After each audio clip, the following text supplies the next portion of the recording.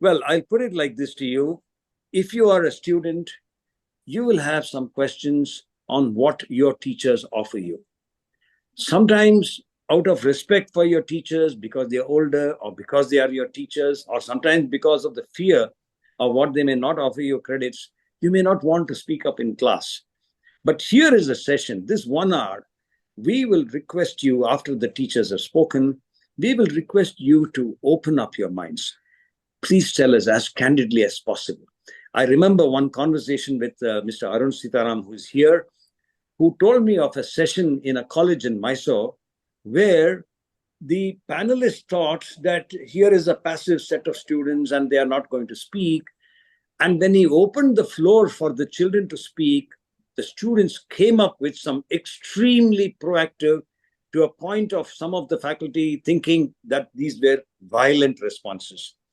So the challenge for all of you, and I'm addressing students first when I'm saying this, the challenge for all of you is that, well, fundamentally, there is a future that you all have, which you must remember is not about employment. It is about your employability in a world of the kind that companies create for you, with opportunity, with challenges too.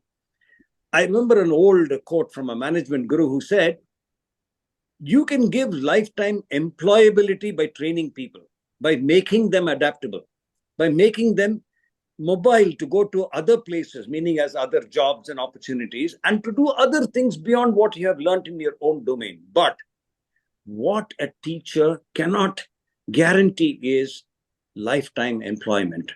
No company can guarantee you lifetime employment in today's kind of, I would say, progressive environment across industry. So what are the questions before you or before your teachers?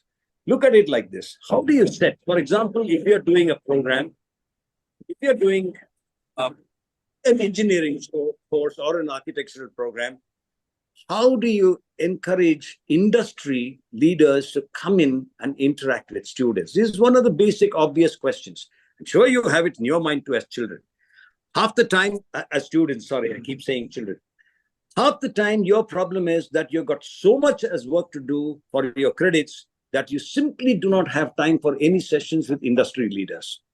So that is one of the questions you need to look at. Second one, there is this tendency, because of the credits, to learn by rote. Read, write, reproduce. Now, is that what you want? Is that helping you get a decent job later once you graduate? Is a question you all have to ask yourselves. How do you therefore request, expect from your teachers, shall we call it experiential education? That is, how do I learn by doing and not simply by listening to my teachers?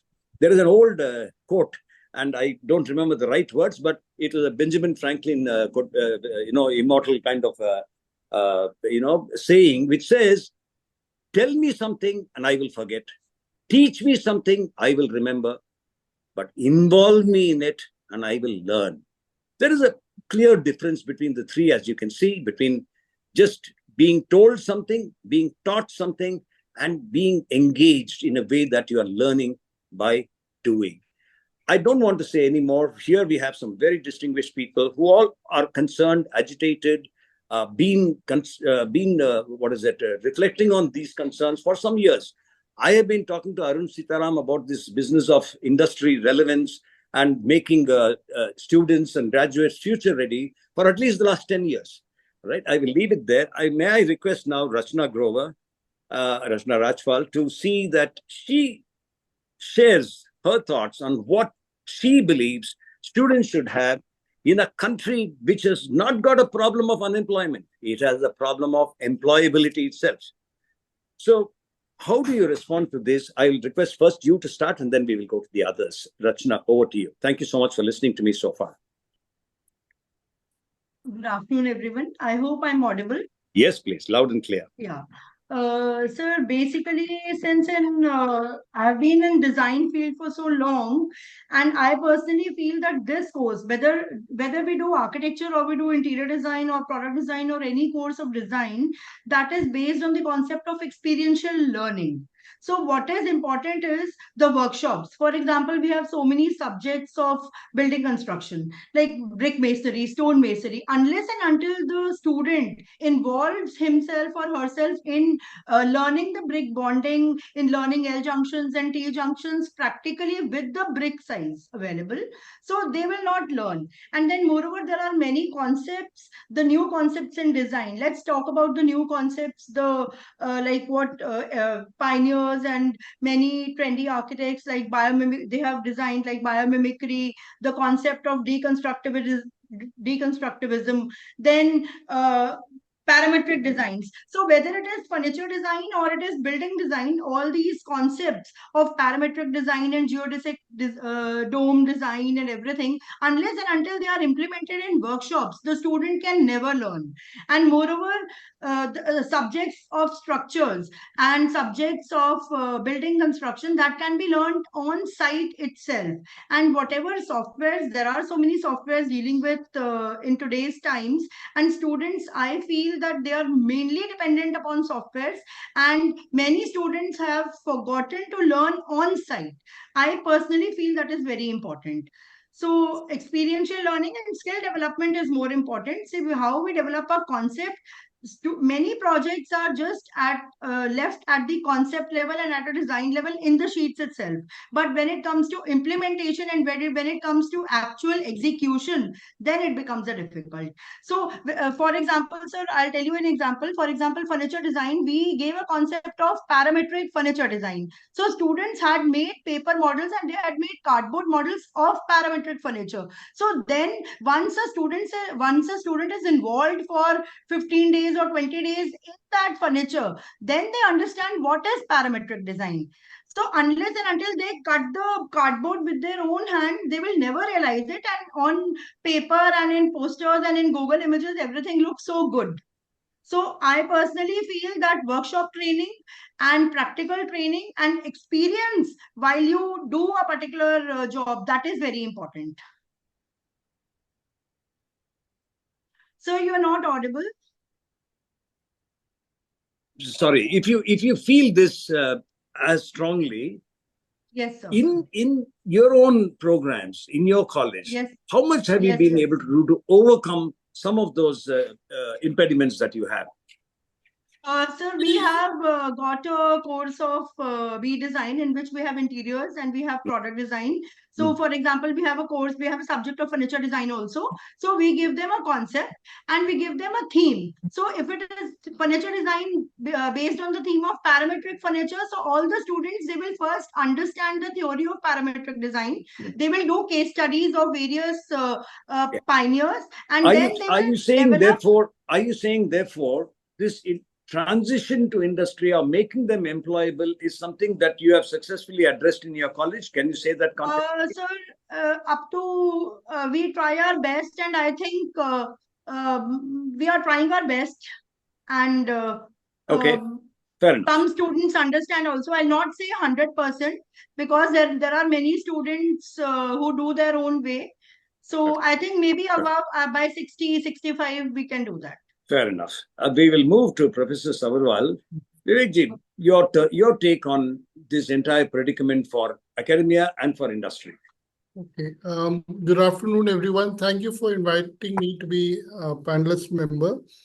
My submission on the given topic is from an architect's perspective, because I have been in the industry for over 20 years and then switched roles, and now I'm in the academics for over 15 years. So I've seen both sides.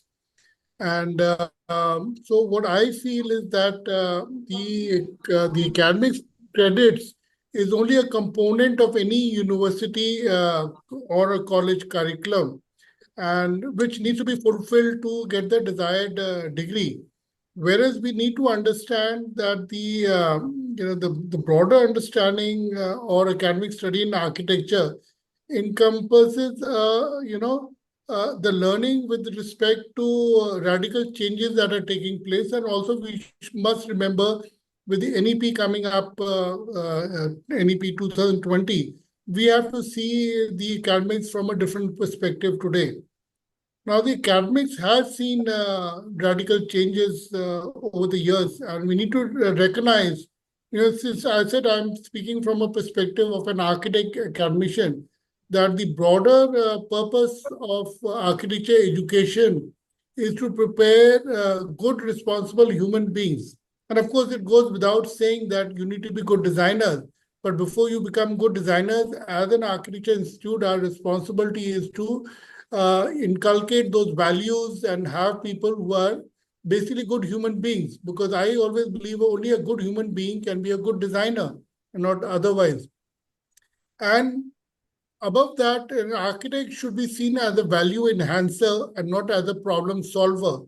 So the architecture education, the right kind of architecture education will provide that path. So, and very important that they need to expand the body of knowledge. The research needs to be given emphasis. Yeah. And that's the holistic approach. Vivek, I'll put it like this to you. You taught for 20 years architecture. You are talking about, like even Dr. Jain used to say, we need to produce decent human beings is one of the concerns. But 90% of architects today, I'm deliberately making a provocative statement, do not understand one bit about the active components of a building. You ask them about water efficiency, energy efficiency, say, no, don't come to me about those things. That is to be done by somebody else. They will give you aesthetic design, aesthetics and volume and such. And you ask them about lighting and the efficiency, you ask them about the well-being that the building offers, they are not interested in doing any of this. They're saying, look, you go to other people who are going to be domain experts in those areas. Very true. Yes. Very true. How do we?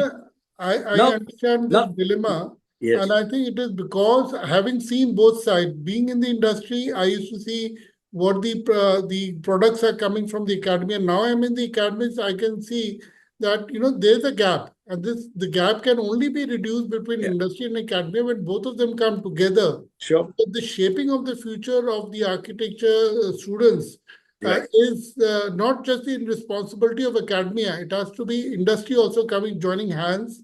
Correct. And ultimately, architecture cannot be in a confined teaching environment. Not be. It cannot be. So it's all about experiential learning. It's all about learning by doing.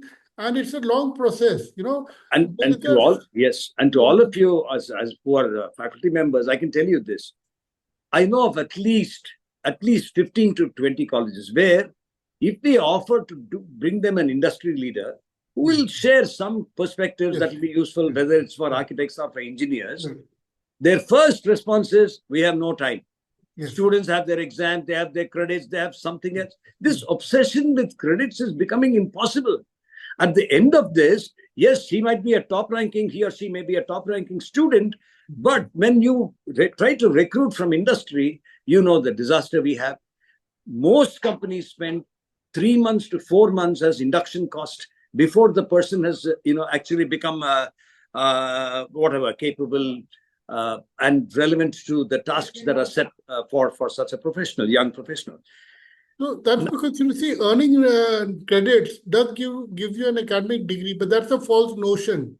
The ultimate objective is not to earn credits to get a piece of paper. The ultimate objective is to learn architecture. All right. And it's a lifelong learning. It doesn't end with the 5 years graduation program. It takes another 5 years to actually understand architecture, because today architecture is a very complex subject.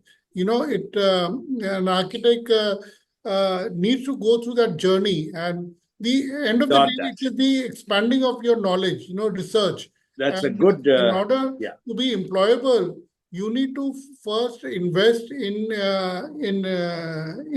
gaining knowledge, and only then you can decide, and become employable. Because that is what the industry is complaining, that what is the institute churning out is not good enough for the industry. But then, this can only be solved by both of them coming together. Because if the sole objective of the academia is to serve the industry, we'll come back to you on this. I think I've heard enough for us to see how the discussion can go. The central thing is, twice you said it, earning credits is not the be-all and end-all. Yes. Professor Gunjan, your turn. You're an engineer, you're not an architect, and that's therefore going to be a very different perspective. Yes. Of course. Very good afternoon and welcome you all for this panel discussion. And thanks PGMT for offering this golden opportunity to interact and view my points. Very first, let's take one analogy. Today, how academia is working. I hope we have majority audience today is for a student, and a student love the sports. So I'm giving you analogy. First, suppose you are in the first year and you are supposed to participate in the field and track event. Okay, so you are very eager to go because you don't have to collaborate and start. If you have a small intent, of course you can participate. Now we are giving you another analogy. That is the soccer, that is the football events. You need to build a team of 11s, and then what is the beauty of both events? So today academia works like the field and track events, where we are going for a credits, individual assessment, and accordingly we are evaluating. But the question is where this field events, individual assessment, credit-based learning is going to really solve, and what the India is looking for, having a decades of what the manpower need to develop. And if we want to convert like a century of India, we have to be think like a soccer where team is important. What worked yesterday is not going to work tomorrow. And earlier competition was the day order of the day, but today collaboration of the day. Now the question goes to the academia whether really we all drum our own success as individually, but whether we really want to collaborate, whether we are allowing a student to collaborate. And I think here the role of PGMT, bringing number of academic institutions, students, experts together, I think what the role PGMT can play, that is we all have to, I can say, if answer of whether should academia go beyond credits, I think there's a not question of yes, no, or I can say should, it must be. If India has to be power and convert the opportunity of the century, decades to century, I think we have to must, and time is running out of our hands. This is my first viewpoints that, sir, you are not able enough. Can you unmute yourself?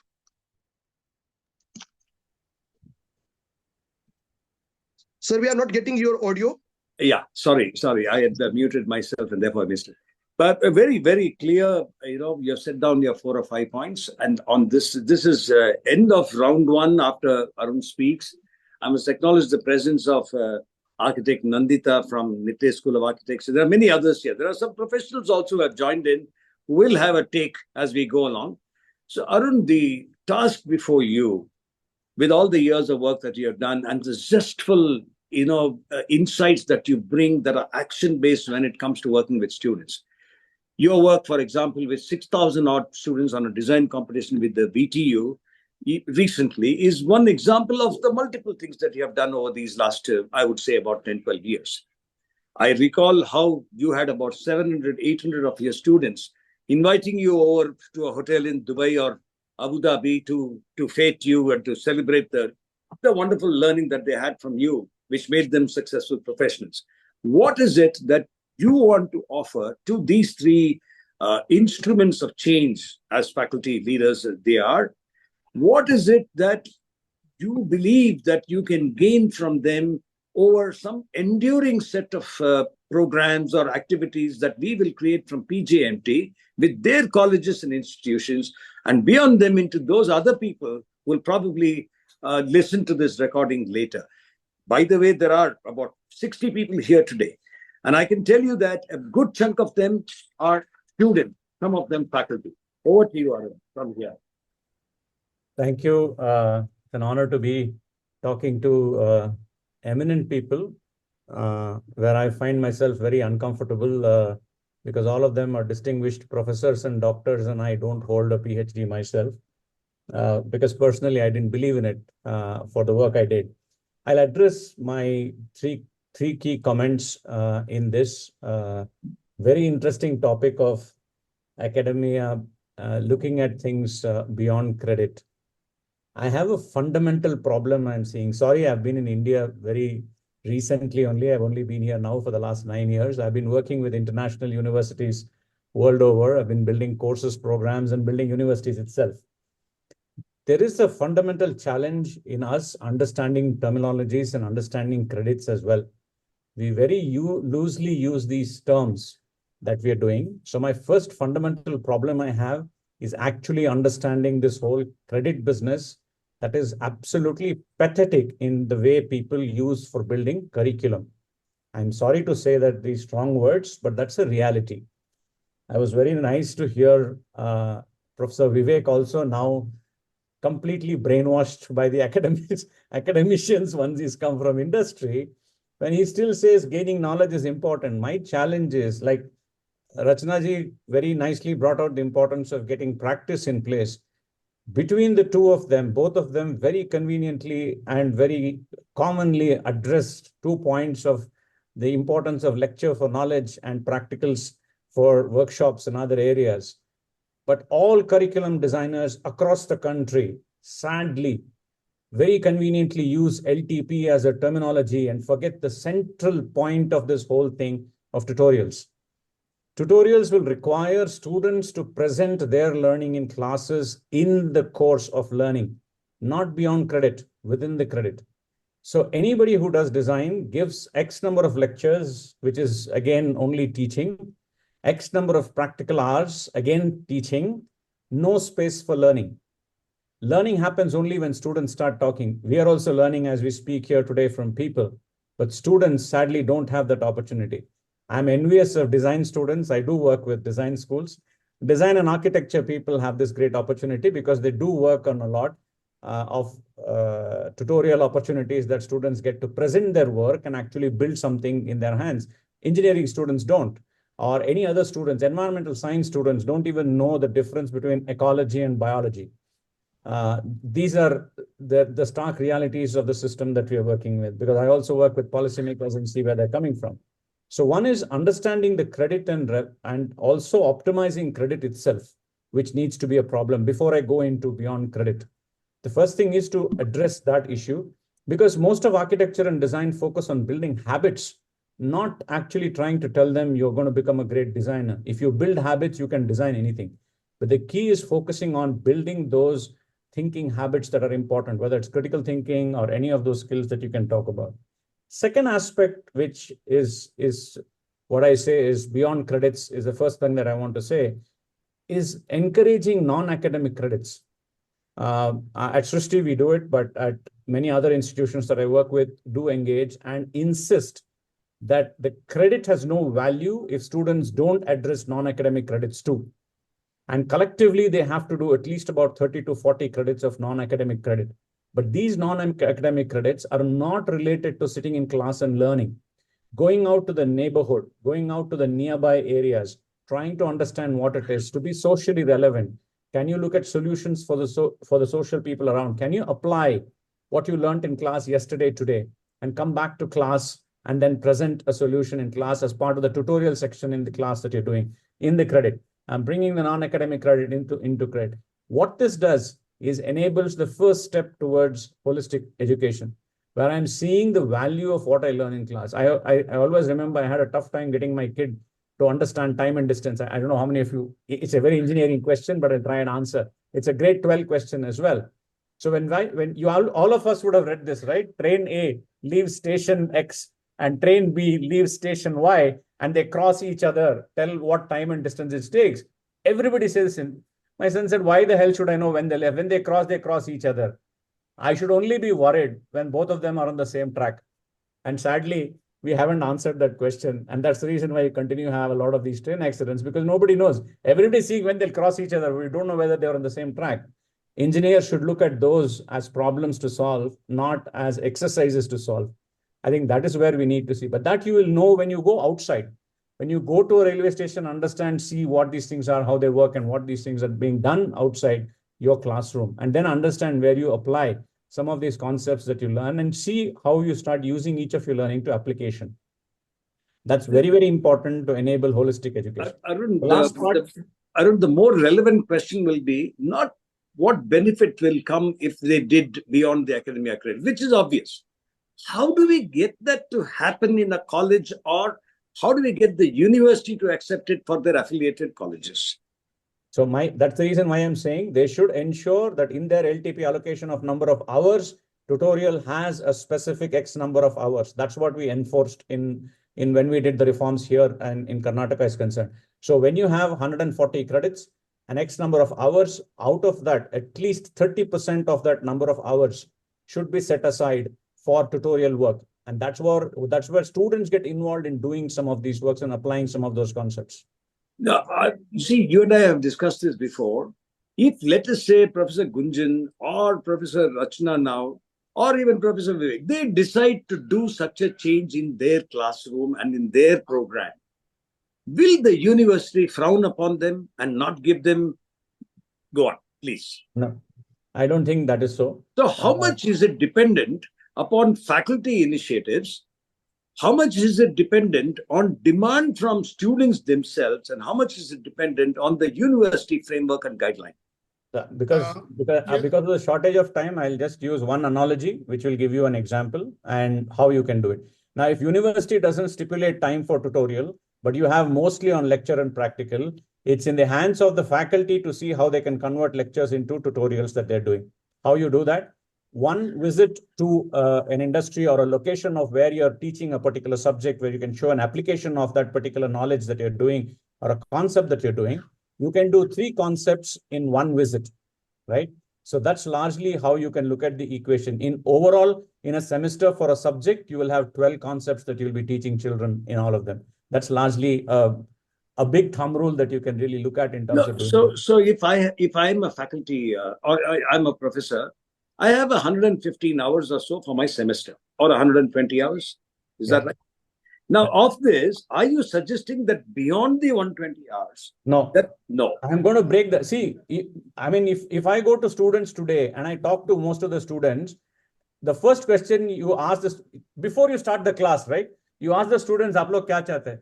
Sir, आप ये period free छोड़ दो sir, आप जो भी subject लेना है बोल दो, हम यूट्यूब में पढ़ लेंगे सर, अटेंडेंस दे देना 100%.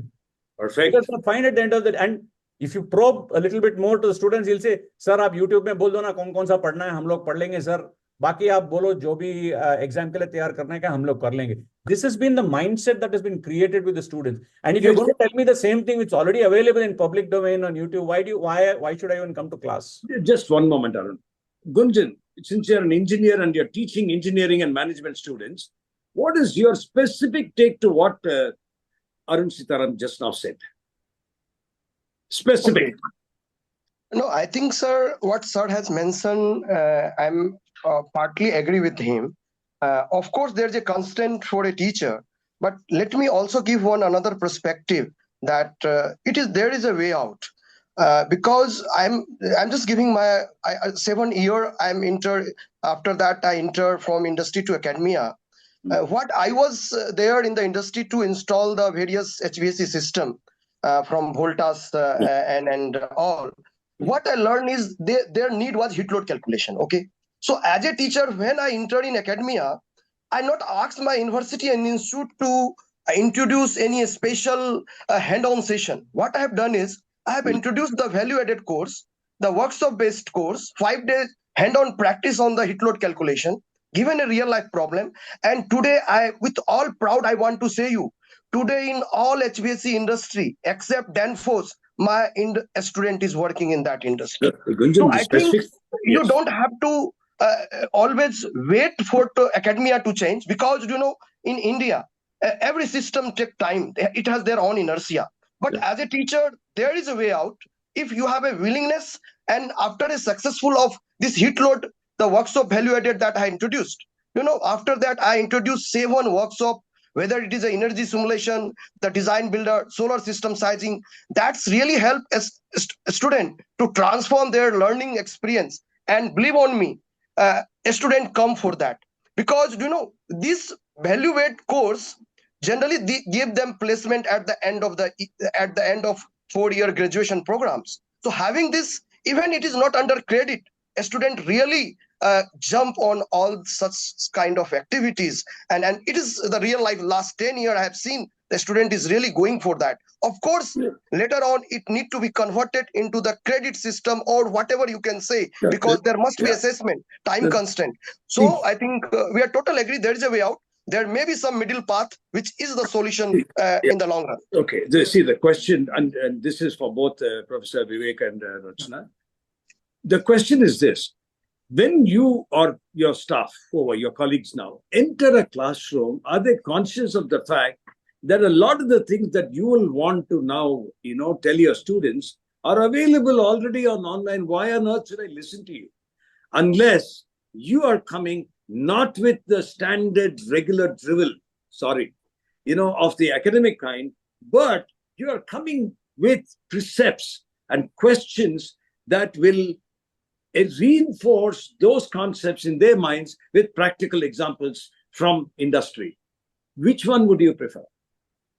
I'd like to come in here, Dr. Hariharan. Yes. I think, architecture, unlike engineering, has a different approach. And I think even with the given framework of the academic credit given by affiliating universities, since our institute does not form its own curriculum, we are affiliated to university and we follow those guidelines.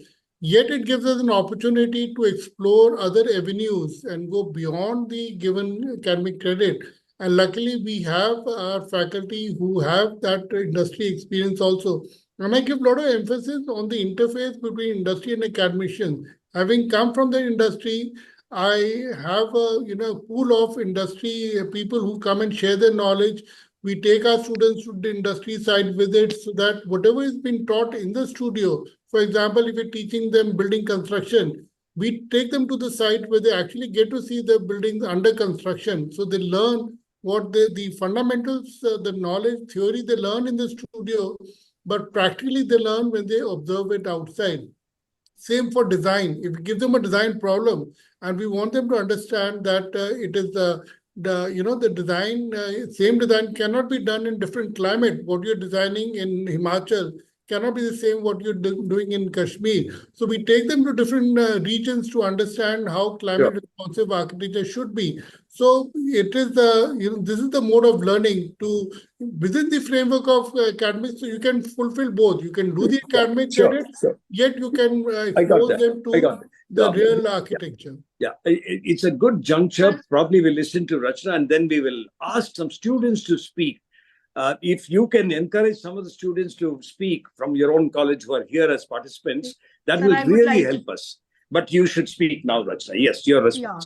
Sir, for example, we are teaching design. And in interior design, we have a design project of a restaurant design or a hospitality design. We take our students for a case study visit and we take them to 2-3 places so that they understand what are the negatives and what are the plus points. Then, for example, for building construction, we take them to workshops. Then in the market, all the students, we generally try and arrange passes for them for exhibitions and all, because that is very, very important. And besides that, there are many experience centers for various industries. For example, Hafle, Kohler and all. We take the students there so that they understand and they are very happy in activities. And whenever we take a design class, activities are more important. Yes, sir?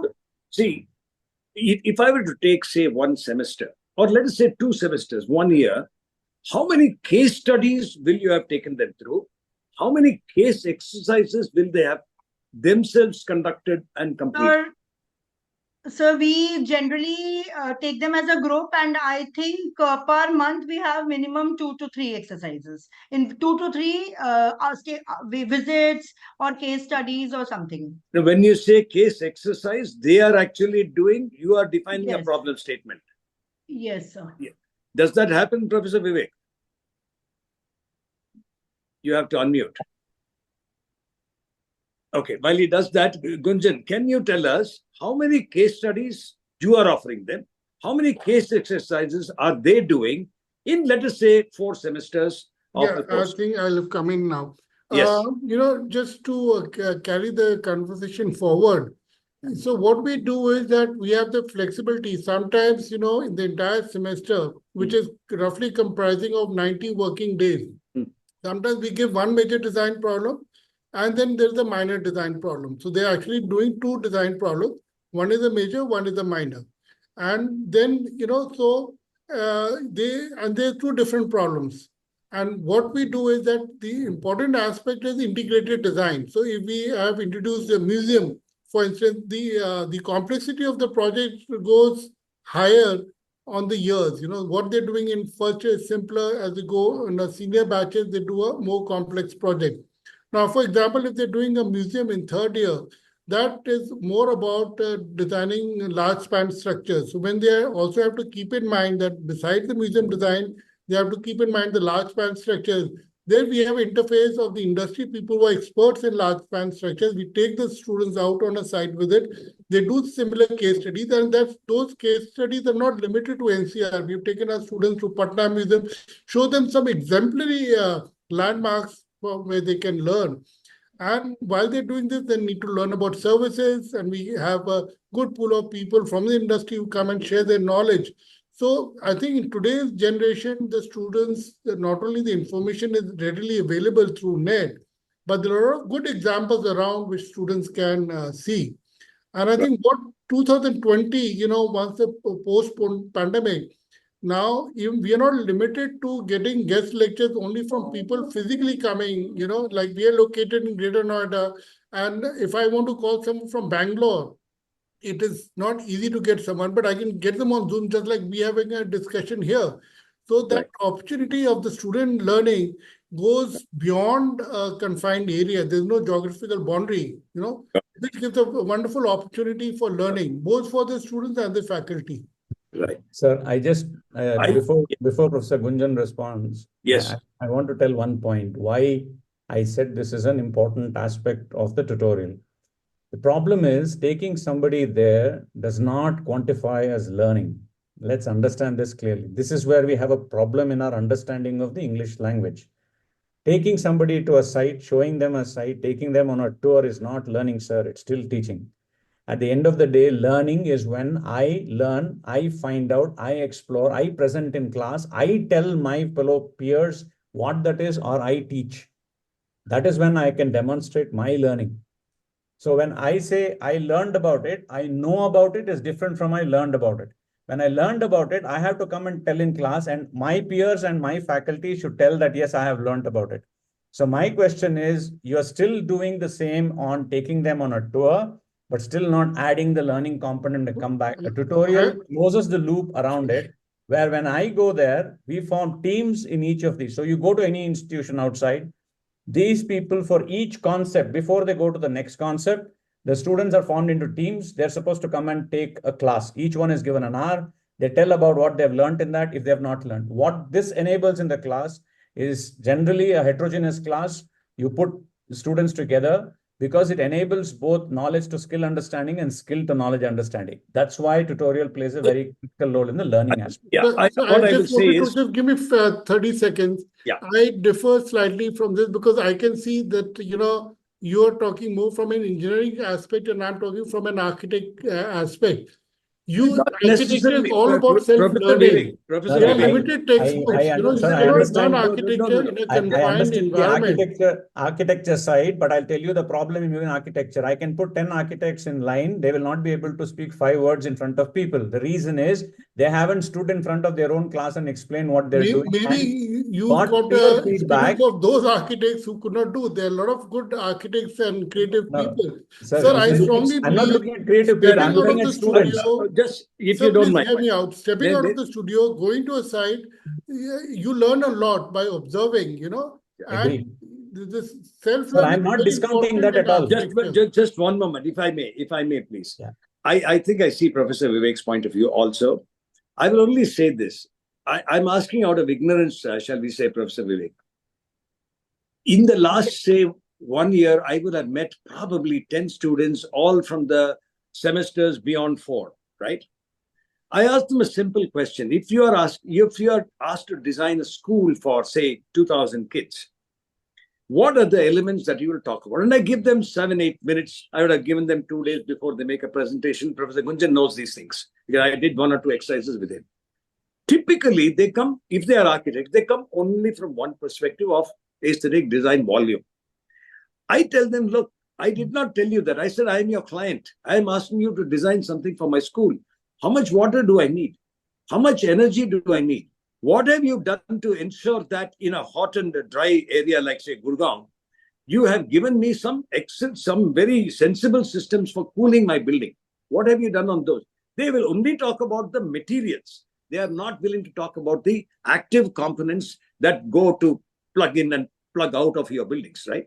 Ask them about simple questions like what you do with wastewater. They don't want to know. The attitude also is, well, why should I know? That is a mechanical engineer's task.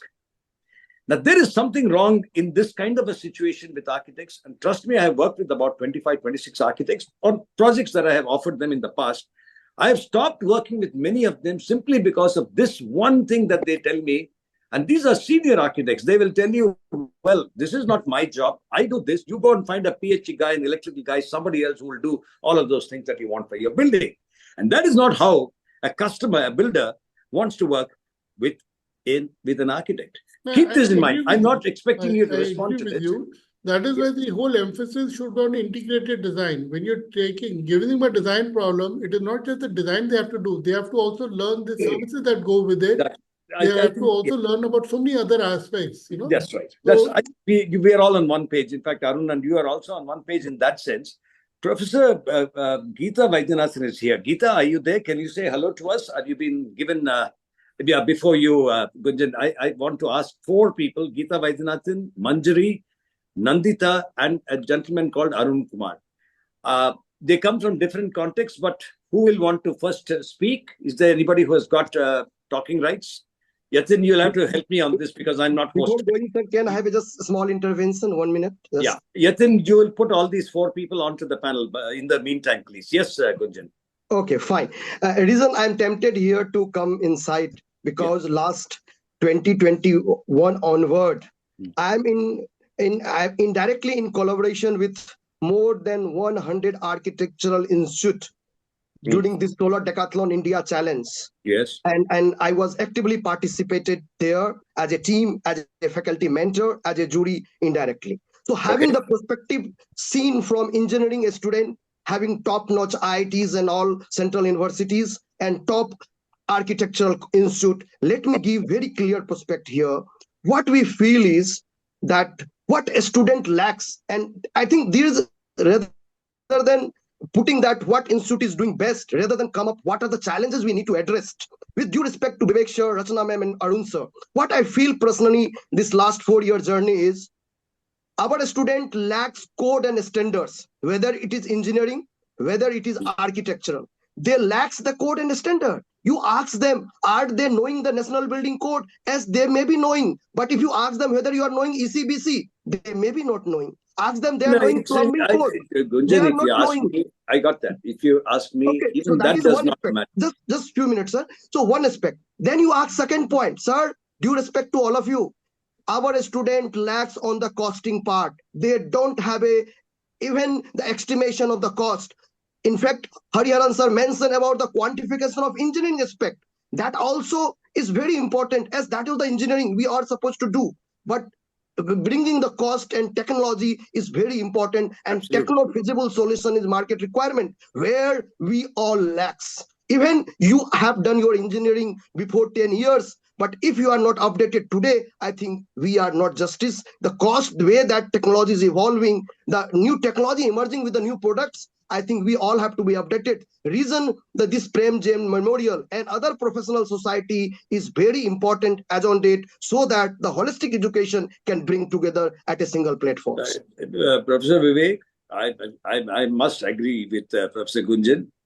I can tell you graduate architects, not urban planners, graduate architects. I asked them a simple question. I'm building, let's say, a 4th floor with a basement. What do you think approximately will be the square feet cost? No one out in a class. I think there must have been about 40 people in that class that day. It was a physical session I was doing. Not one architect. All of them graduated, meaning they are getting their certificates in the next 3 weeks or whatever. Could answer that question. Keep this in mind. I'm not saying that we are wrong. That's a serious issue. I'm not denying that. We need to address all these issues collectively. Yeah, absolutely. So how, the question is, like you said, it's not 2 hands. I think there are many more hands that have to clap together. Geeta Vaidyanathan, over to you. Would you want to say hello? Okay, Manjari Verma, would you want to say hellos? Yes, please. Manjari, you can speak, and we will see how your Manjari Verma. Okay. Yatin, I had asked you to add Arun Kumar and Nandita. Okay, Are sir. we not able to unmute Manjari, Yatin? I don't know what the challenge is. I gave her the rights file. She has to unmute her, sir. Maybe we'll see. We'll wait. And Geeta is also not unmuted. You can give them both. Yeah, that is Nandita, Architect Nandita, and Mr. Dr. Arun. Right, sir. Manjari, yes, please. You just now unmuted. You want to say hello to us? Yes. Yeah, sir. Hello from my side. Your next 2 minutes, please. What is your take? No, she's gone off again. I think you must. Yes. Nandita, over to you. Good afternoon, sir. Good afternoon, everybody. Yes. This was a very nice debate, actually. What challenges we face here is the academics, the theory part has to get over. At the same time, we have to educate students to think practically and solve. That's a challenge always. And in our school, I'm proud to say this, we integrate both. We are giving them practical exposure also. If you see in our college, give us an example. Give us an example of the kind of case exercises they are doing. Your students. Yes, sir. For example, one MMBC subject, if you take materials and methods of building construction, what we do here is we give them hands-on experience on how to build a wall. What is that material? What is the mix and feel of the material?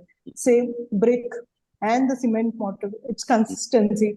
I make them touch that, feel that, mix by themselves, and make the masons stand there, and then they start laying it. So they know Nandita, how it goes. Will your students, after they have completed, let us say, 2 semesters, the first 2 semesters, will they know, if I were to give them a 3,000 square feet home to build, would they know approximately as an order of magnitude how many blocks it will take if I'm using a 190 mm block? Would they know that? They'll be able to calculate and tell you. Wonderful. Because they'll take the volume of the good wall answer. And they know the size of the brick and the material because they have done it, and they know the cost of the brick, what a brick costs also. Lovely. So that's how I'm training them, and I'm proud to say this. As soon as they step out of the college, they're not looking at working under somebody, they are starting their own practices. I'm proud to say that I've got many such examples. Oh, very good. They're very... No, I think I agree with Nandita ma'am on this. This is where the Council of Architecture role comes in, where they must ensure that when a student graduates after 5 years, they should not be given a license to practice till they have worked in an office for at least 3 years. Because you see, as I said earlier in my statement, that it takes 5 years to be an architect, but it takes a couple of years to understand the nuances of practical aspects. So let every graduate work in an architect's office if they want to practice for 3 years before they are given a license. We are integrating industry and academia together. We are taking them together so that they are so confident. Not all 100 students. But in order to... Out of 100 students, 20% are confident to start off. It's like that. I think the right approach... But the complexity of the projects is such today, I would rather not have a graduate jump into the field right away and gain some experience before they... Professor Vivek, we all did that, because the projects are worth 100 crores today. Yeah, one moment, you give it to someone who's just a fresh graduate, I don't think I would. Professor Vivek, I think that is completely outmoded. If you tell me I spent 5 years, you do not do your job of teaching me well enough to be equipped to be a practitioner, and then you expect me to go and spend 3 years with somebody else, knowing that I have to earn much less money than I could have if I were to practice. It's unfair on me if I'm your student. But sir, are you suggesting that someone who's come out of fresh graduate can right away start a... No, sir. No, sir. Are you saying, therefore, that you are not competent enough to train them in a way that they can go out and become practitioners? 5 years does give you a broad perspective of what these different subjects are. But how do we enhance that sir? How do we enhance Yes, that sir. to a point where they can become No matter practitioners? how is what- much your program may be for 5 years, you still Yeah. need some No, experience sir. No, sir. in order to do complex projects. You Go name on, me one Nandita, go on. architect who, Sir, after this is- Yes, completing sir. 5 What years, I has would done say a big here, project. Sir, I'm sorry. I'm sorry. Yes, I'm, We Nandita, have you are a taking. design consultancy also, Sir, I would like to along add with the something. teaching. Yes, yes. No, we We have have others to speak.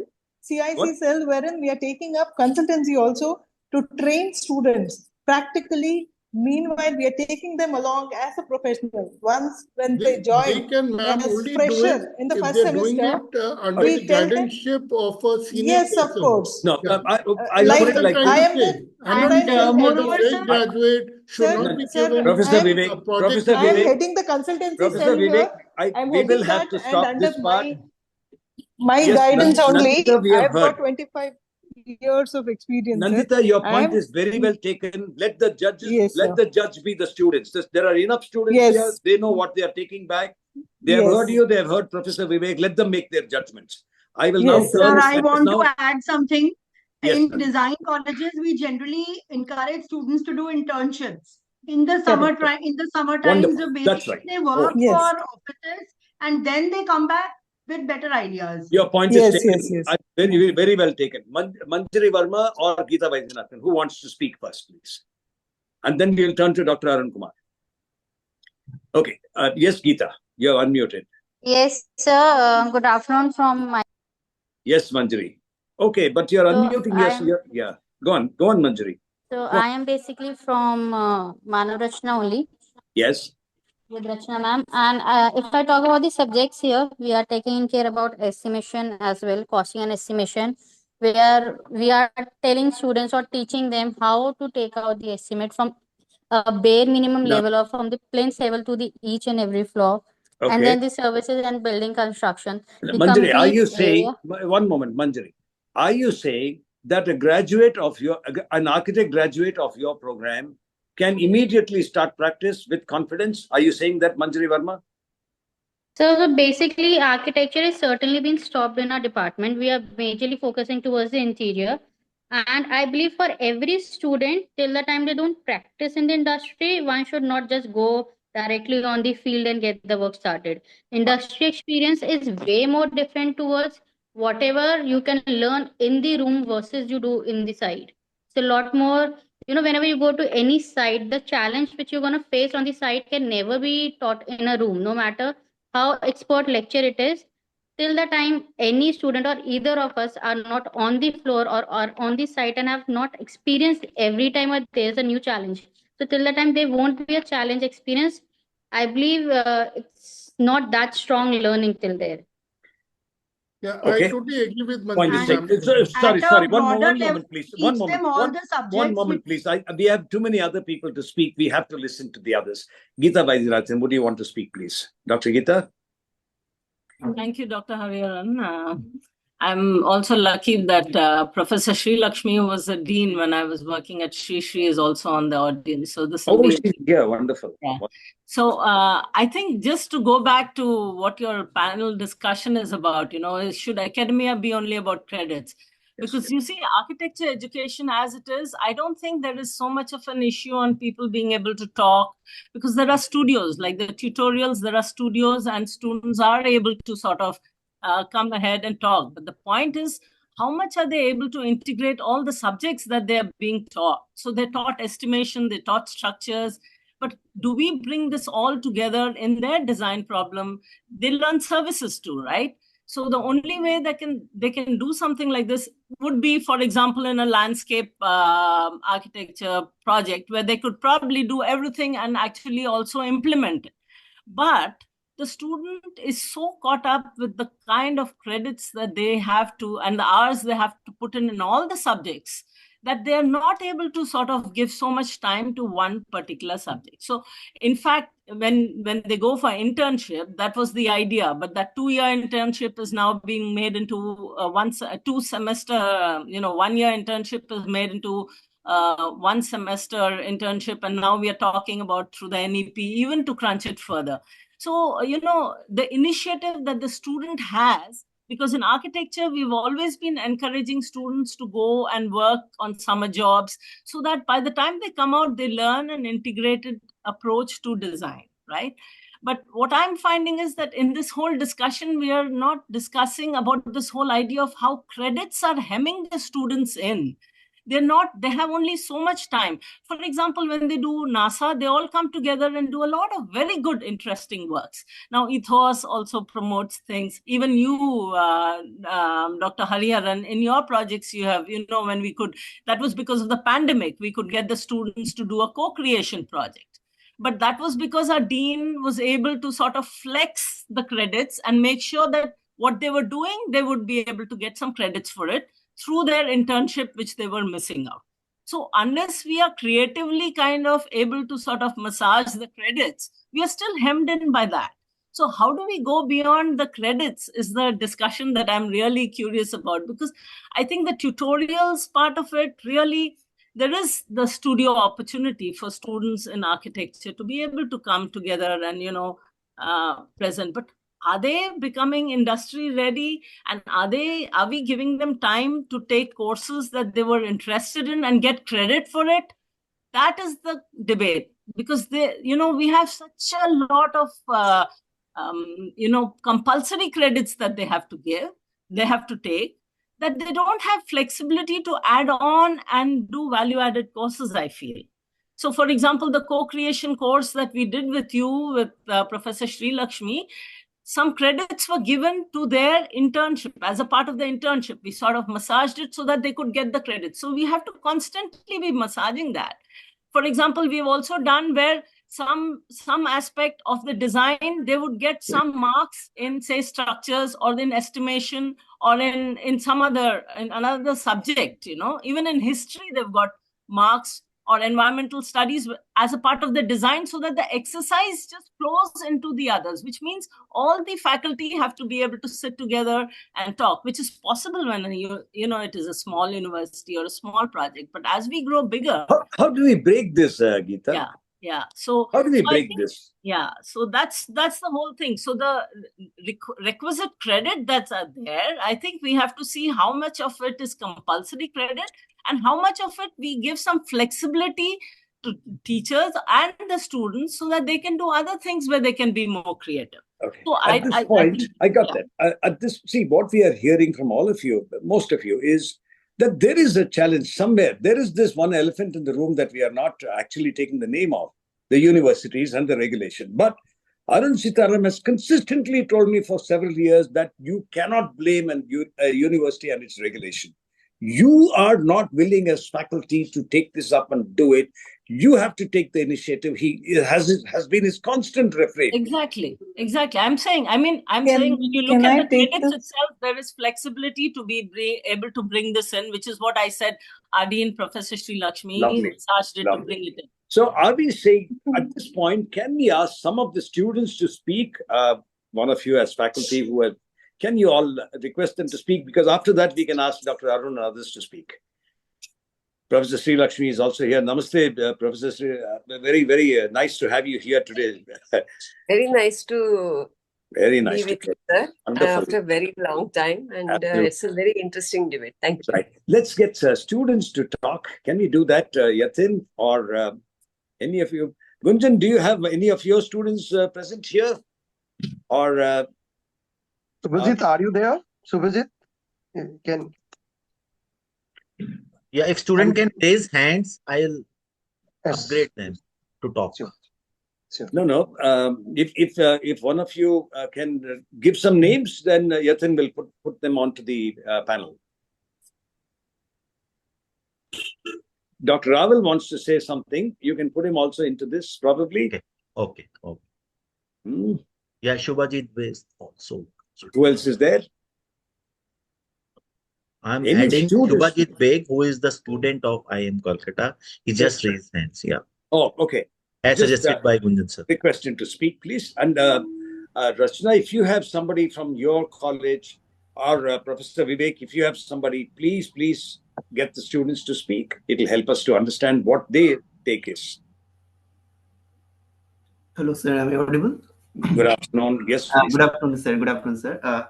Actually, I'm Shubhajit Bag, student of Mechanical Engineering Department from IIM Kolkata. And as I'm a part of COE, that is Climate Change Research, okay, under the guidance of Professor Gunjan Kumar. Right. And yes, thanks for this webinar sessions, and it's really helpful for the students.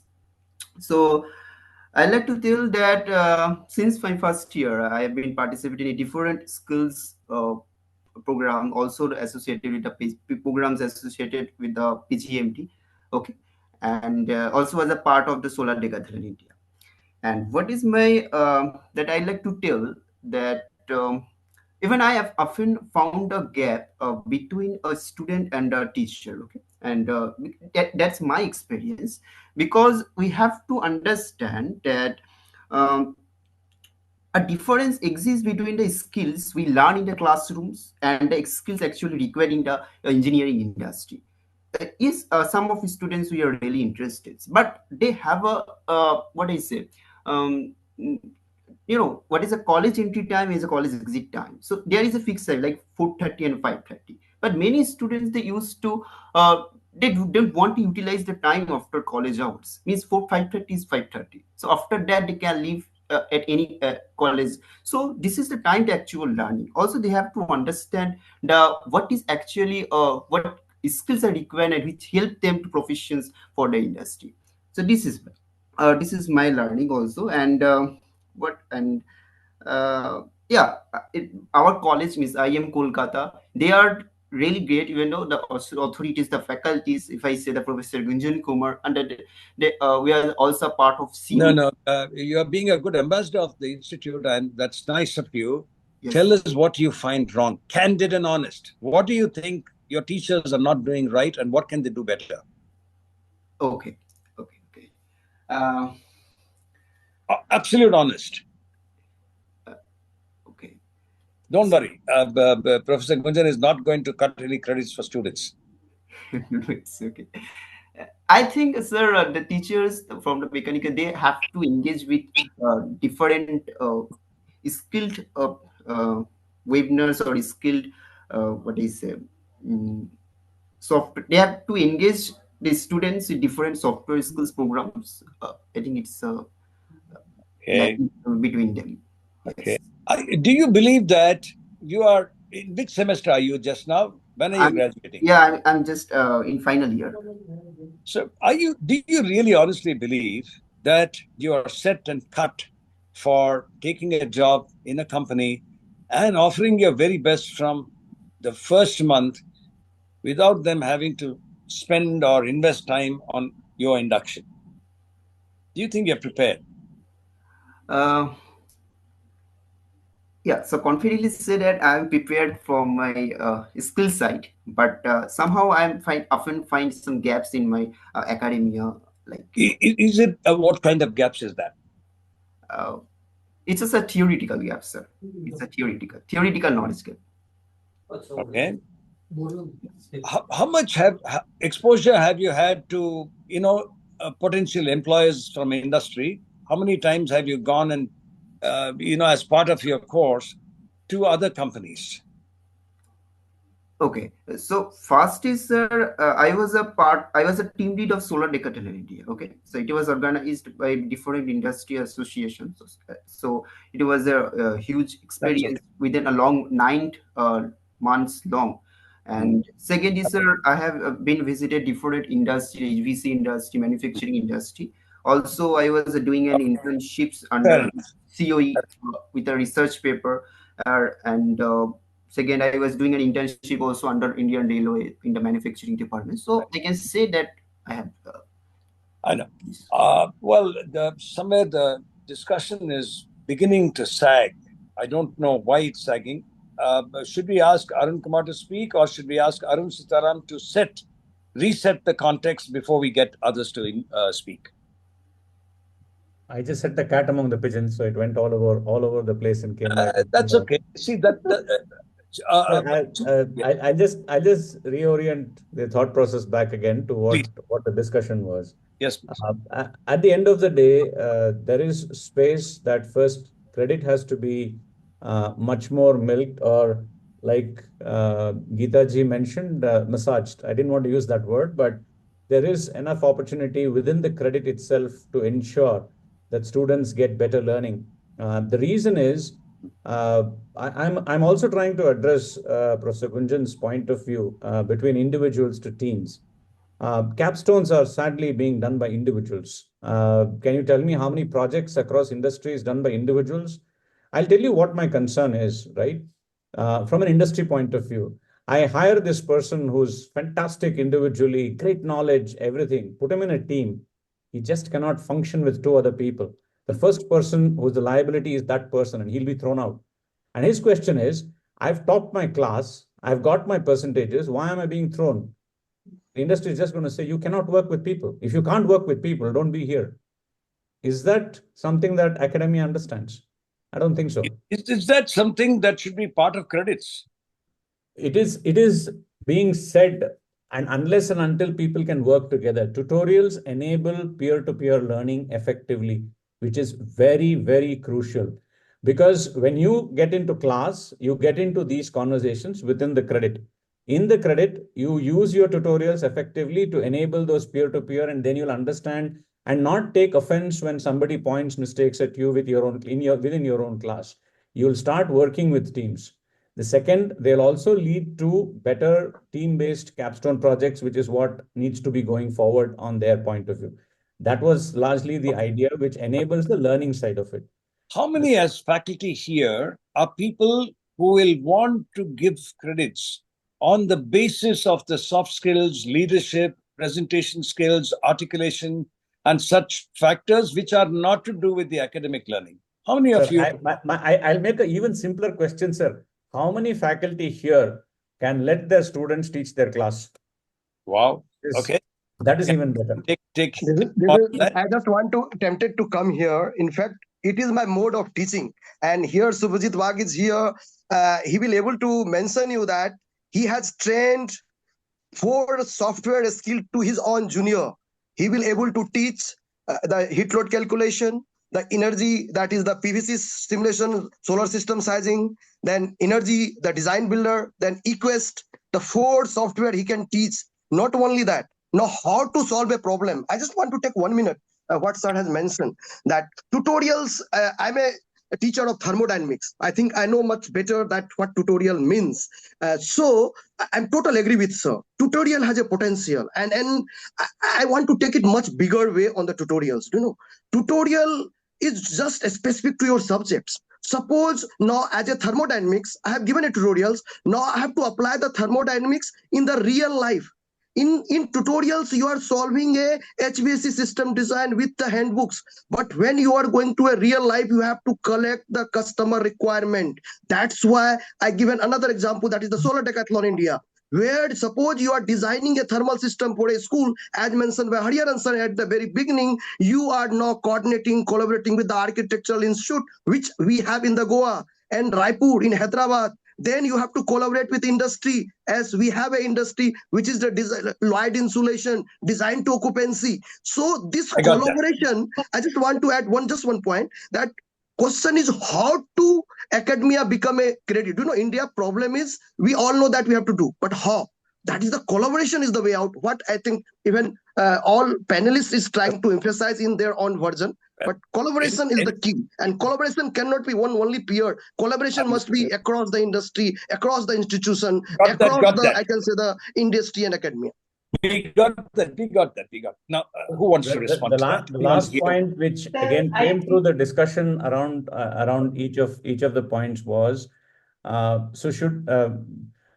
fully agree the present approach, what Professor Vivek said, that it takes 5 years for them to get ready. But is that the responsibility of academia? That is the reason why they need to go beyond credits. The important aspect is, are you building them enough to build their own practice? I agree with what Nandita said or Geeta said, saying that, are we making sure that they're ready to run their own practice? Can they run their own practice? Are we training them enough that we can make sure that they can start their practice the day they finish, or maybe through a licensure process, start running their practice as well? If we are not, don't we think we have failed in terms of that? Because to do that, you got to go beyond the credits that you're doing, because you will have to look at them as individual entrepreneurs. If higher education is only going to say that all of you are going to be trained so that you'll get a job, then I think we need to redefine employability and say we'll only train you for employment and not for employability. The employability means I'm training you and preparing you for that. For that, you have to go beyond credits. Why beyond credits?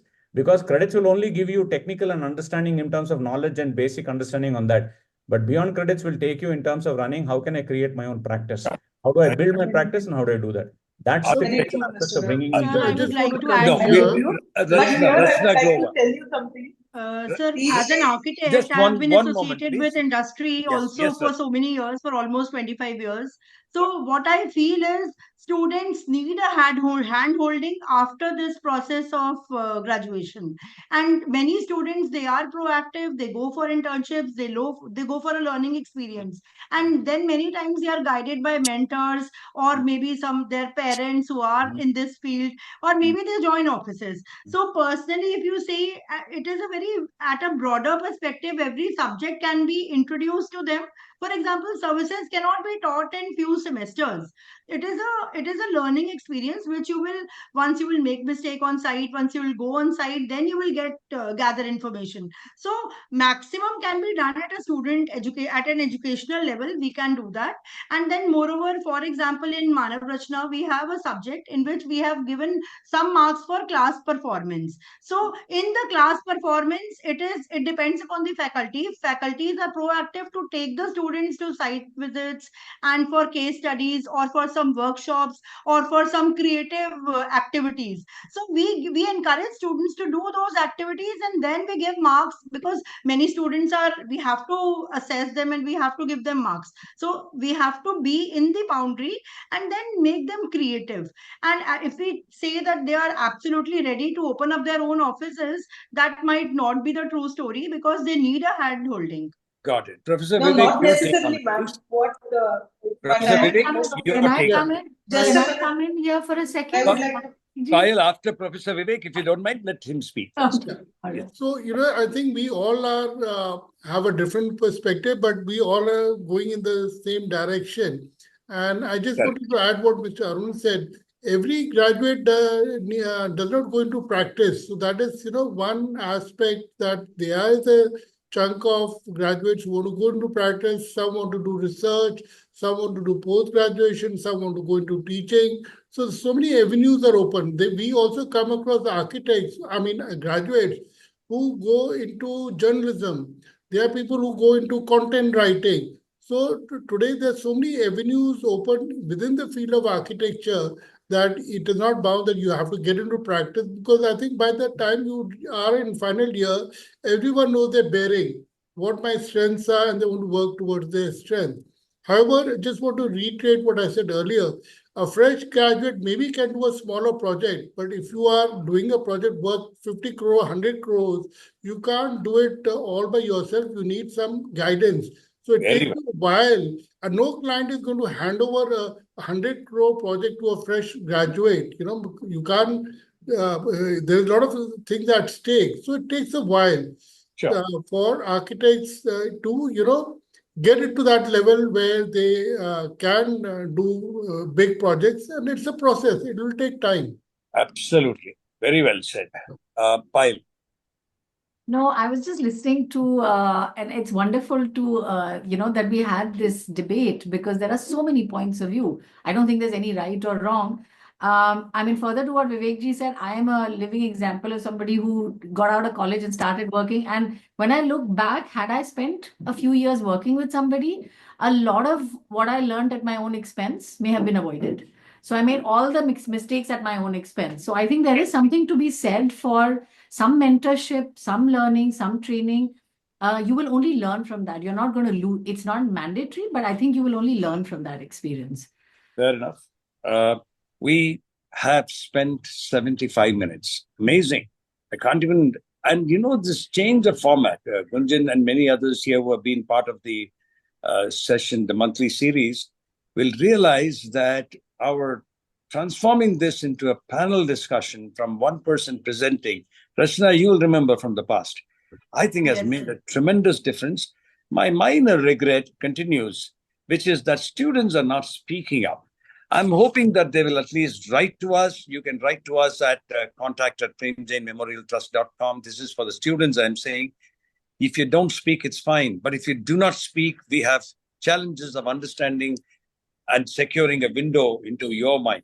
Arun Seetharam, you gave me a wonderful narrative of how students took over the floor and hijacked the panelists at some session.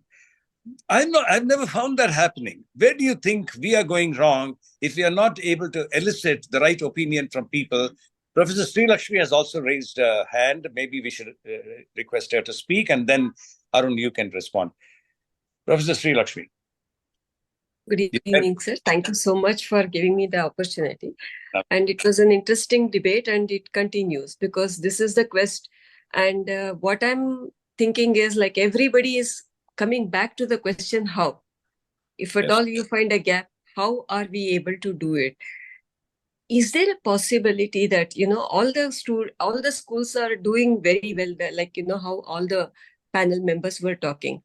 Even then, the gap is there, the students are not talking, which means, is there a possibility, is this a good solution to have some external people who will come and see how creatively the credits are transferred, credits are given to the students by interacting with industry or whatever means they have adopted to get the credits. So can there be a possibility of hiring some retired professors to see if the functioning of the credits are going in the right direction and students are getting the right credits? If you ask me, we'll invite Arun to speak about it because he works with a few universities. But my response would be, why would we want a retired person? Why will we not want to have 3 or 4 students from various disciplines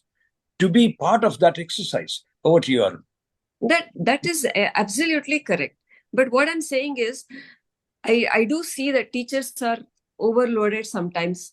And it is not that transfer of the credits, like how the subject has been designed and how it has been taken through the tutorials and lectures, and then the credits are awarded.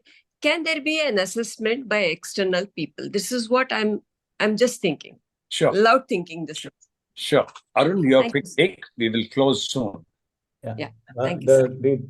The thing we had in Mysore had 2 important distinctions in this conversation with students. The entire room was only students. It came from different branches, so they were not from one single set of things. So there were students from design, architecture, engineering, all branches almost. We had students from commerce and business as well. 2 things were there. We had to ask all the faculty to leave, and we said we're not going to record the session. The second thing we said is whatever they say, disclaimer is not going to be transmitted to anybody. But the objective was to actually honestly get their opinion in terms of saying, are they getting value for what they are spending their time here? They are going to spend 4 years of their valuable time in their youth to go through this process. Are they seeing value? If not, what it is? So I said, take an example. Don't give names. Don't give names of faculty. Don't give names of administrators. But just take an example as X and Y and Z and whatever you want to call them. Tell us what happened. So slowly, one student started the discussion, and of course, what is that somewhere students need to be encouraged to dissent. Yes. How do we do it as faculty is one of the questions you will all reflect upon, I guess. The second is, I'm seeing that, like Dr. Geeta also said, everyone said it, we need to see how this business of credits also recognizes work beyond the classroom. How do we do that, and how will universities accept that? Arun Seetharam continues to tell me that, well, the university offers enough leeway and autonomy to the colleges to do it. But I have not met a single professor or faculty or head of department who has agreed with Arun's view. If there any last 60-second kind of takes from each of you, we will listen to you. I'm hoping that the students have gained something from this 75 minutes. And with that, we can close. Sir, can I talk? Yes. Before we do that, we have a few questions that are there. So could we just go through them before we get the others also on? Okay, then I think we'll have to ask. One minute, I would like to address this. Yes, Nandita. So Your when we voice are is doing not. this lesson, Your audio is when- very unclear. Nandita, your audio is very poor. Okay, yeah, I'm sorry, Dr. I'm sorry, Raval I'm also sorry. wants I'm to sorry. speak. Dr. Hello? Raval also has some point to make after I'm you. able to, yes, sir, yes, sir. Now you're able to hear me? It's all right, all right. Yeah. Sure. So what I wanted to tell you was when we are under a university, but in our school, what we do is to meet these credits and make sure the students are getting on par with the academia and the industry interface so that whoever is trained in our college is picked up from the industry. As soon as they go, they tell my peers, tell me like from your college, please send me students because I can not spend time training them. They can start working along with me. That is the kind of feedback we have got, sir. Because the kind of lesson plan we make, it is like that. The same theory, we make sure that we integrate all this tutorials, as Arun sir was mentioning.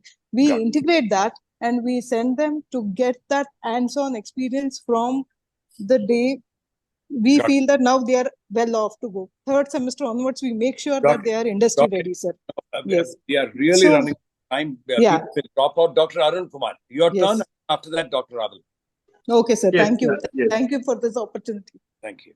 Yes, yeah, thank you. Thank you very much. I'll be very short. I really enjoyed the conversation. I just wanted to add a couple of maybe tangential points. I thought that it's important to keep in mind that college is a time for the students to lay a very strong foundation on interdisciplinary subjects that would have a long-term bearing on their character. Students, point number two is students also develop a lot of character from watching professors and their mentors in action. At least that was the case for me. And you really learn a lot about integrity and dedication by watching such people. And the third point I wanted to say is that I think it would be good to encourage entrepreneurship a lot right from the beginning and get people more involved in the learning process. And for this, I think we need a lot of support from senior industry leaders, government, NGOs, and so forth to make all the students in the college to come together to maybe form companies, in parallel with their whole education journey. Absolutely. Very insightful. If I'm a mechanical engineer, why am I not meeting an NGO? I don't understand this. Why will I go only to a manufacturing plant? Dr. Raval. I have already submitted my questions. The point is the learning facilities are available today. When I was a student, there were hardly 1 or 2 copies of a very important reference. And if those books were issued to professors, we never had a chance to even look at a book for 3 months. Today, everything is available on the net, as one of the learned speakers said. Yes. So today, 5-year course education has become very costly. And what is missing between architecture and engineering faculties is process and function. Architects is more about geometry, engineering more about mass. But can we learn from the medical faculties? An MBBS can straight away sit as a general practitioner. Now, my earlier point was that with more easy available learning facilities, can we bring down 4 or 5-year courses to half the tenure? That will save a lot of rupees of the parents of the children. If not, we had 35% passing standard. Can we have 70% passing standards? That will really, really raise the level of the students that pass out after graduation. Thank you. Wonderful. Actually, he brought up this business of cost. Today, there are programs where you pay 80 lakhs for a medical whatever program. It's ridiculous. Engineering also costs as much, as you know. So every part of life is valued in terms of commerce and money. Why not education? I want to send my child to an institute. You give me better education or you reduce the tenure. I got it. Thank you. Any last word? 60 seconds, Geeta Vaidyanathan, if you have anything to offer as a last takeaway. Yes, please. I think the question answers are really there. It would be good to sort of go to it, but I think the involvement of giving the students a little more flexibility to be more entrepreneurial is what I'm looking at. These kind of participate in things like Shark Tank and stuff like that. I think that will really be useful. And I think the cost of education, as was pointed out, is ridiculously high. So I think now if credits are going to be linked to money, it's going to be even more interesting what's going to be happening, because if you can go to another university and take a credit, pay there, and so I'm really curious how we can sort of use the NEP and everything to be more creative. And I think that's the challenge, and that's what Arun was sort of alluding to, that we have the opportunity to be creative, and how can we use it to the best? I'd like to hear him sort of speak to that. Wonderful. Very good one. Very good one, actually. Rachna Grover, last. Yes, sir. So the last thing is, as an educationist, I think I feel that the faculty should have a passion for teaching, because that's how you can integrate and amalgamate the education with the practicality and then make them more industry oriented. Got it. Good point. Nandita, your last take. It's always there that the day one somebody enrolls. They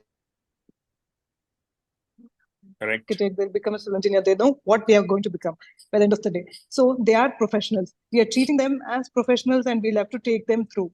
That's it. From the day one, their learning starts with the theory concepts as well as implementation. If the implementation doesn't happen in that stage, they will start making mistakes even though they are grown up to whatever they are.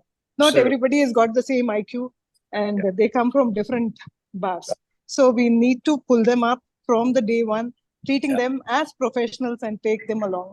That's how we can make them industry ready. That's what I feel as a teacher. That's our responsibility, because we are practicing also. As an architect, we are like that. We are practicing, we are teaching, we are learning, we are experiencing. It's all there with us. I'll have to stop you there. Thank you, but yes. Thank you, sir. Yes, Professor Gunjan, the last word. Thank you, sir. Thank you. Last word, let me pass the last word to all the stakeholders, a student, teacher, and institution. My last word is like that: for a student, you need to develop the portfolio. Means every semester you must learn one tools which industry is practicing, along with the problem solving and critical thinking. Now for a teacher, I will request, kindly embrace the code and standards and the industrial tool, because you are also not knowing many industrial tools which industry is working. Like I'm giving architectural is here, maybe many of them not knowing SRA 90 code, 90.1, SRA 55 codes. So please, we have to learn. Now institution, we all are doing great. I'm appreciating and my gratitude to all of you. But at the same time, that forward thinking is having a collaboration across the institute, across the research institute, across the industry, across even society, I can say. And more than that, embrace the feedback mechanism rather than saying that we are doing great. I get you, Gunjan. I'm hearing you, but I'm also saying what Arun Seetharam said earlier. Why are we thinking to ourselves that we can teach them? Why do we not believe that we can learn from them, or let them, lead things to a point where we say, hey, this is a dimension I had not explored as a teacher. I can see Arun Seetharam nodding approvingly. I'd like him to see if you can, in one, maybe two sentences, sum this up, and we close with that. You just stole my thunder right now by making that statement. Entrepreneurship is easily possible. Practice is the reason why you want people to build. But the most important thing that students are, I think, take away from this for them will be to say, credit is not going to get you a job. Credit is there to tell you what knowledge is all about. You have to go beyond credits if you want to have a successful career. You have to ensure that you build your capacity in terms of what you want to achieve as a career. And those are available within the academic institution. They could be available in other departments. They could be available online as well. There are opportunities now that have been opened up by UGC and others for institutions to look at these additional credits with the 40% available online that they can do as well. But more importantly, I think the important message that all students who are here today, the 30, 40 plus students who are there, it's key for you to look at how you are able to tell this, what you're learning each in class. The best and the successful model is none of your teachers today, sorry, I'm making this derogatory statement, don't hold me to this later on. None of your teachers can tell you what is going to happen tomorrow. They're only going to tell you what was there yesterday. What is going to be tomorrow has to be told by you. Whether AI is going to make an impact on you, I don't know the answer, neither does your teacher knows. But you know the answer because you've already tried. If you can get the entire design on ChatGPT, who the hell needs an architecture college or a design college, man? Think about it. The same way as you say that, you also have to think whether that profession is still relevant or not. Going forward, you will have to build capacity in yours to say whether you will be in this industry or a new industry is going to emerge. That is what is going to happen as the days are going to go forward. So don't think that the qualification is the only way forward, but you have to look beyond the credits to be able to build a successful career for yourself, whether career in practice or with somebody else or career with experimentation and social work. All these are part of the whole thing. Sorry, more than 2 sentences. But that's important to understand for them to know what they're going. But my address is largely students only always. Like Arun is saying to all of you students who are still here, some 30 of you, 25 of you, he's saying if you do not speak up, your teachers are not going to give you what you believe is just due and for yourself.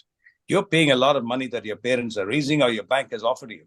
What are you getting from your teachers? And do you believe that the teachers are actually offering you trust? Ask yourself these questions.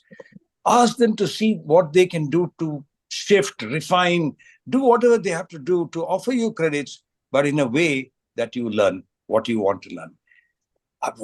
You think about it. If some teacher walks into your classroom next time around, stop the person and say, if you're going to give me what I can learn from YouTube, sir, please don't waste my time. Please remember that. Over to you, Payal, for 1 or 2 sentences and we sign off.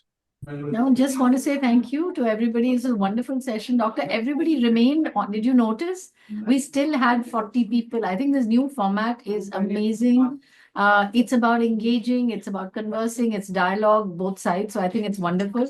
Just want to say thank you to everybody who was part of this. Thank you, Vivek ji. Thank you, Rachna. Thank you, Arun. Thank you, Gunjan ji. Thank you, everybody. And there are a lot of other people. If I have missed some names, thank you very much. Thank you. It's a wonderful, really wonderful session. Thank you very much, Doctor. Thank you, Professor. Thank you all. It was very insightful. Thank you all.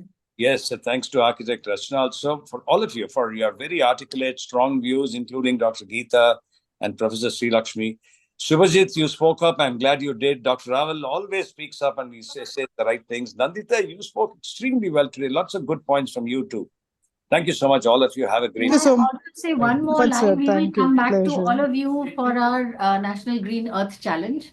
You're going to be helping us drive this. We're very almost ready to roll it out. It is meant for students and we want faculty to be with us in this. Arun, you know all about it, but I just wanted to share with everybody else. Thank you very much. Thank you. Thank you so much. Have a great weekend. Thank you. Thank you. We'll meet next month with another Thank event. you all. Thank you. Bye. Bye.